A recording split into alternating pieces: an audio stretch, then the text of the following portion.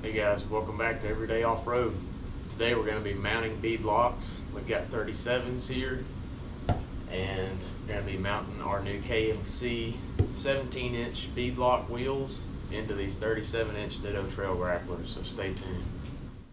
So here we got our brand new 17 by 9 KMC crawl grenade bead locks. They're the satin black with the polished aluminum ring. Gonna look great on the TJ. It's a gorgeous wheel. Gold grade 8 hardware. Obviously we got 5 since we run a spare. And they are going to be going on these 37 1250 by 17 Ditto Trail Grappler MT. We currently have the 35-inch version of this.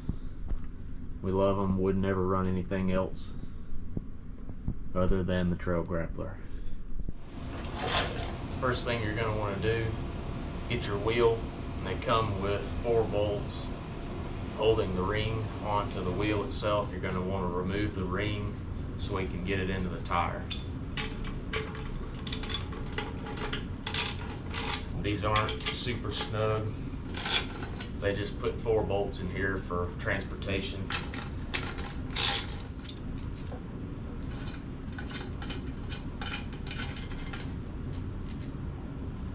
Remove the ring, set it aside. Now that you've got the ring off the wheel only sitting here, first thing you got to do is install your valve stems. These KMCs actually have 2 valve stems per wheel. It's the first time I've ever seen that. I assume it's for if you want to have a normal valve stem in one side and one of the rapid deflator style valve stems in the other, where you can supposedly air down in like 10 seconds. It's the only thing I can figure. We're just putting 2 normal valve stems in here because I don't want to spend $200 on a set of the rapid deflators. So what we have is a cup of Dawn dish soap and water. That's all it is. We're going to lube this valve stem up, and we have this special valve stem tool that actually attaches to the threads on the valve stem and pulls it through the wheel. So that's step number 1, is install your valve stems. Get a dab of soapy water from the cup of Dawn. Apply it pretty liberally to the valve stem. And you're going to take your valve stem, put it through the hole in the wheel, and attach your tool.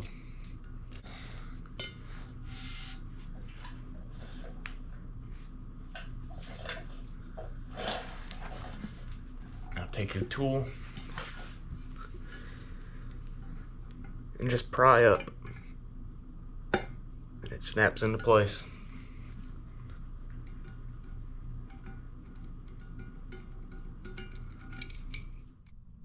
There's valve stem number 1.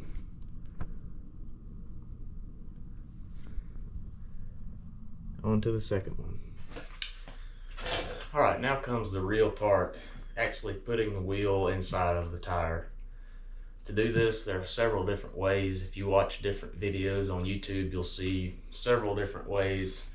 I've seen people set the wheel on the ground and then kind of place the tire on it and even jump on it, or just sit there and work it until it slips over top of the wheel. I've seen people throw the wheel into the tire. Not a huge fan of that with a $500 KMC. So what we found to work best is to place the tire face down, having the side of the tread facing down, which you want face out on the Jeep. So in my case, the aggressive side. And we're going to take our wheel and place it face down after soaping up this inner bead with our soapy water. And then we'll kind of stand on the wheel, press it in, and it should just slip right in. And again, that's just what we found to work best. The bead thickness and everything and the different makes and models of tire really affect how easy this can go. Thankfully, these nittos haven't been bad so far, so I'm 3 for 3. Let's make it 4 for 4. So I'm just taking our soapy water, apply it very liberally to this inner bead. You want it to be pretty slippery, so that wheel will hopefully just slide right in.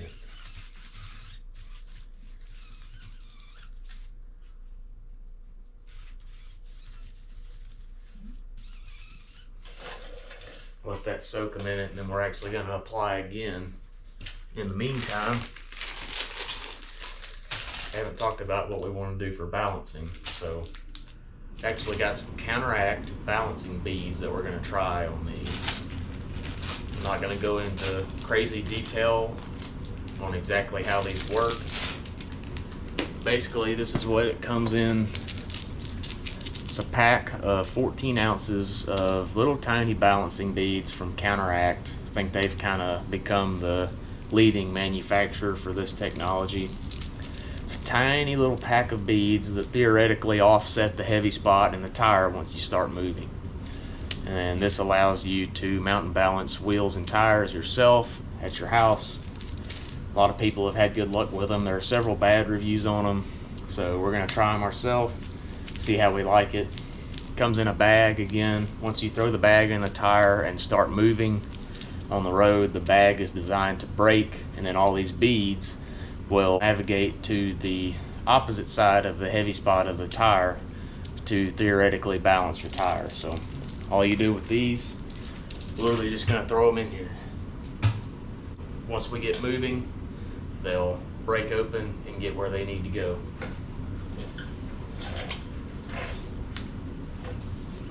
We're going to do another round of soap on this bead just to make sure it's nice and slippery.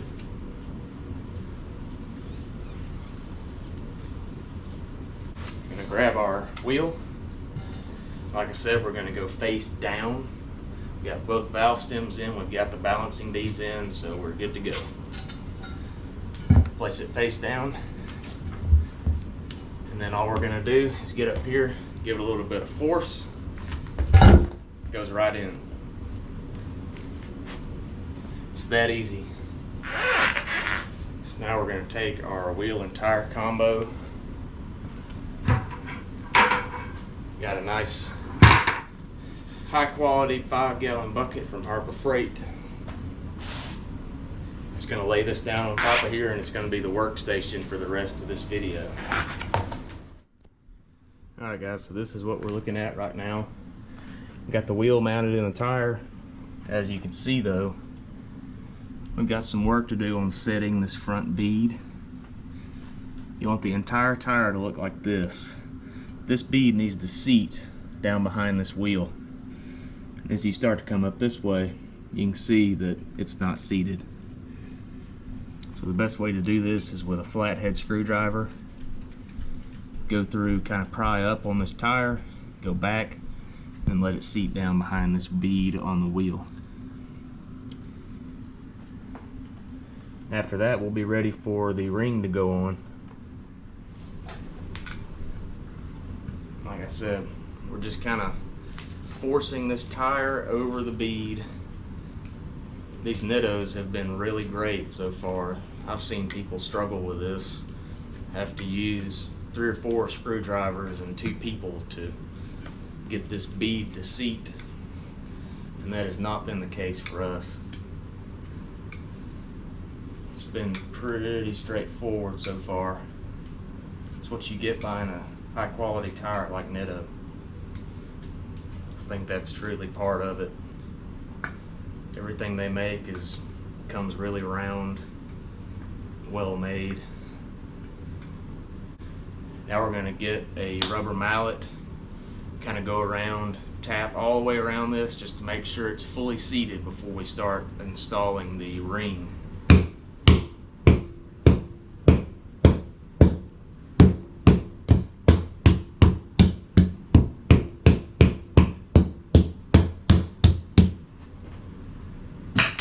And this is what you want it to look like before you put the ring on. See how there's no rubber sticking up above this seat here on the wheel. This bead is now seated all the way around. You can kind of run your finger through, feel for any imperfections. Make sure it feels about the same height above the lip of the wheel all the way around. This one's good to go. So now we just grab our ring, start tightening it up. This KMC ring came oriented like this. There's two KMCs and then there's some text on either side. The KMCs came lined up with the valve stems, so that's what we're going to do, putting it back.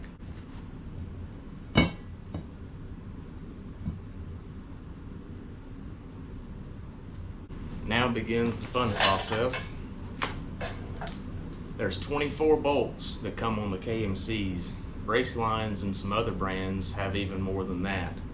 So I feel sorry for them. This 24 takes long enough. So the way I've been doing this, just start with the 4 that came in the ring from KMC that we pulled out a few minutes ago before we started this. And I put them in 4 corners, so 12 o'clock, 3 o'clock, 6 o'clock, and 9 o'clock. Just like it came in the box. We'll get those snugged up, and then what I do is go 10 o'clock, 2 o'clock, 4 o'clock, 8 o'clock, so you have 8 opposite each other, and then you can do the star pattern just to make sure this thing starts seating equally all across the wheel. From there, you can just finish it out, put the rest of your bolts in, and start torquing. So, I'm gonna grab our 3/8 impact and our socket. I'm not putting any torque on these, even though you're gonna hear the impact start. I'm just running these down because it would take forever with a hand ratchet. I did the first 2 with a hand ratchet because this is my uncle's impact, and it took hours to do it. So that's why we went and borrowed this. I'm just gonna zip these in and then start putting more bolts in.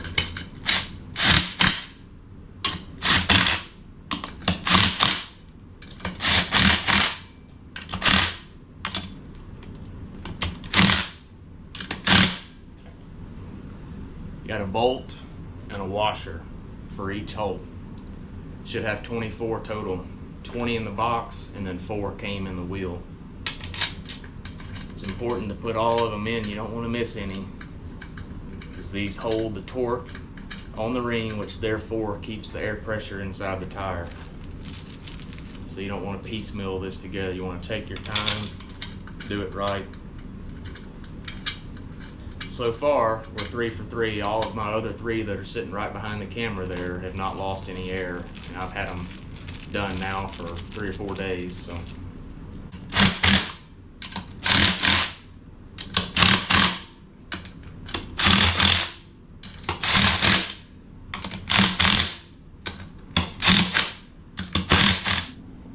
This is what we're looking like so far. Got them all hand tight with the ratchet. Like I said, we drove them most of the way in with the impact, really just to snug them up. And I followed up with our hand ratchet. Got the ring on, everything seated even. About to go through with our torque wrench and torque them all to 30 foot-pounds as recommended by the box that the wheels came in from KMC. Then we'll air this one up and be about done. We're going to 30 foot-pounds.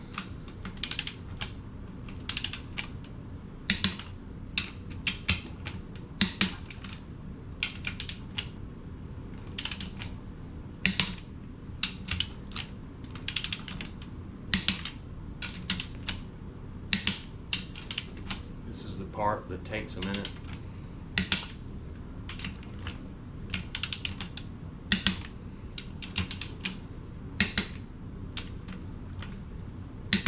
I go opposite or star pattern until I think I've hit every bolt, and then I make one final pass all the way around the ring to make sure that I didn't skip any.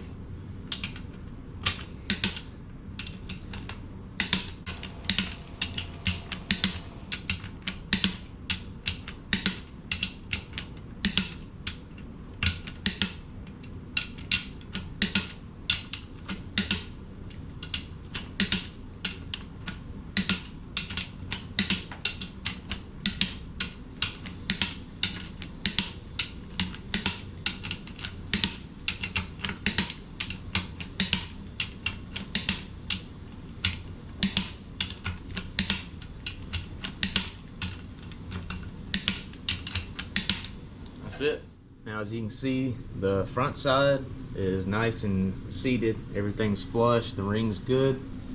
But if you come to the back, we've still got to seat the rear bead. The bead on the tire has to slip over this tiny little groove on the wheel. I'm not sure if you can see, but we've had good luck so far airing it up, and it pops right over there, seats as it should, so hopefully this one goes no different. Alright guys, I'm about to fire the compressor up. Watch this bead right here as air begins to fill the tire. This tire should pop out, seat right on this bead. Sometimes it makes a noise, sometimes it doesn't. So just keep an eye out for this moving. I'm gonna be on the other side airing it up. We'll see what happens.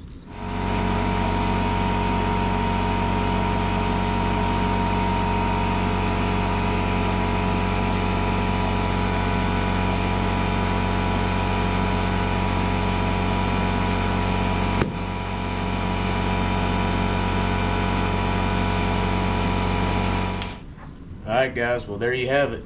117-inch KMC beadlock wheel mounted on a 37-inch nose rail grappler. Hope you enjoyed the video. Only part I really cut out was me going around with the impact, getting all 24 bolts. I think you can use your imagination and figure that out yourself. It'd be pretty boring to watch. But anyway, this is an awesome looking combo. We're super excited to get it on the Jeep and see how they perform running about 6-7 psi hopefully. So again, hope you enjoyed the video. If you have any questions, drop them in the comments. This has been Everyday Off-Road. Thanks for watching.